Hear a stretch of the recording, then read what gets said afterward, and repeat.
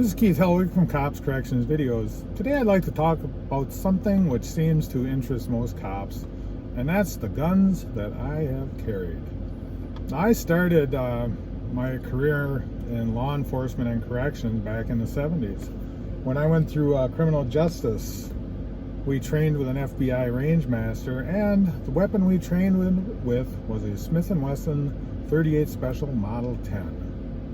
We didn't have speed loaders. We had either loop carriers on our belt, and if we didn't have that, we carried extra bullets in our pocket.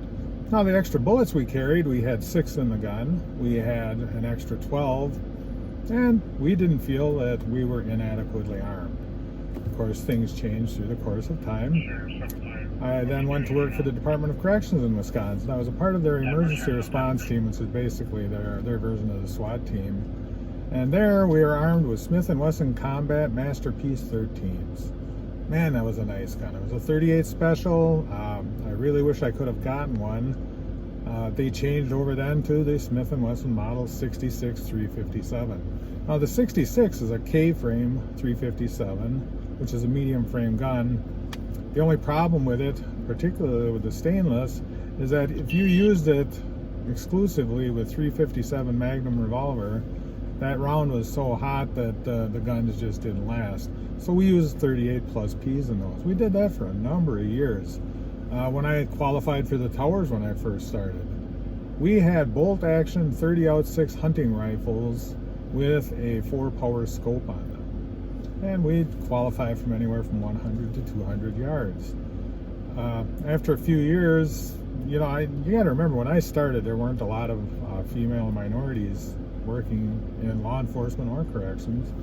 We started getting female officers in, and this isn't meant to demean them, but the 30-06 is a punishing round. When you're shooting it from a bolt action, it's like getting smacked in the shoulder each time you shoot. So we then went to the Ruger Mini 14 223. Now, I had no problem with Ruger Mini 14 223. I thought it was a good weapon. We used it up until I retired. 36 years later, we were still using the Ruger Mini 14.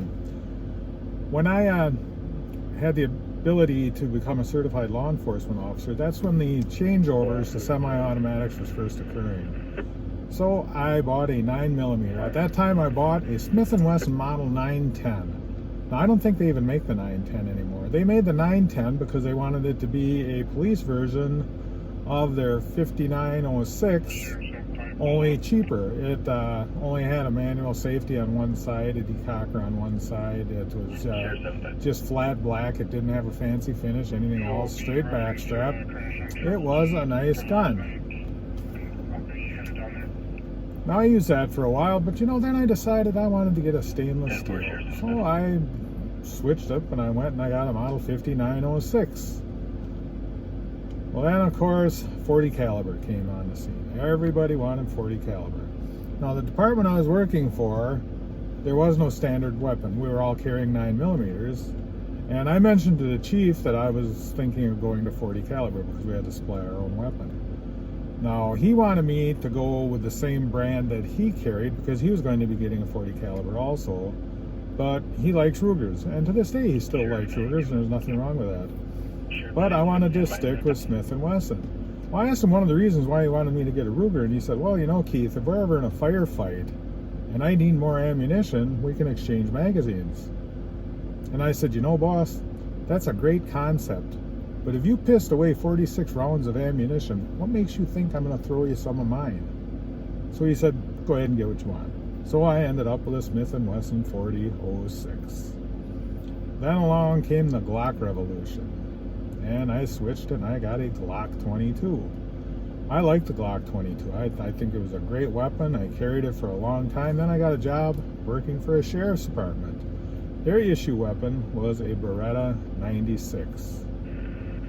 Okay, different model, or different weapon system. It had a decocker. It didn't hold as many rounds. It was single action, double action. So I decided to switch all over to Beretta for both departments that I worked for. I carried that until I left the sheriff's department, and then I went back to the good old Glock 22. Now, in the meantime, in the Department of Corrections, they decided to get away from revolvers, and for some reason they went with an atrocious handgun. It was the Beretta. I can't even remember the model of it. It was an awful gun. It was really a terrible gun. A lot of failure to feed, failure to fire, a lot of stovepipes.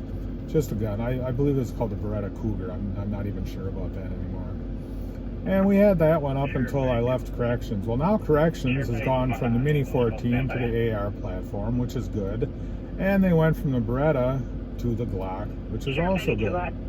So now I continue to this day to carry a Glock. However, I'm back to 9mm. I carry a Glock 17. And, you know, I have other guns that I may have access to while I'm on duty that I keep in 9mm also. In the car, I have a Remington 870. I have an AR-15. I have more bullets than I would have ever thought possible. You know, when I look back on it 40-some years ago, when I was issued 18 rounds and we thought that was enough, I cannot imagine going out with only one magazine in my pistol now and feeling safe. I received a notice from one of my other videos that I did on handguns that there are still some state troopers in Texas that carry the old 357. You know, if you know how to shoot a 357 and you are able to speed load that 357, there's nothing wrong with that.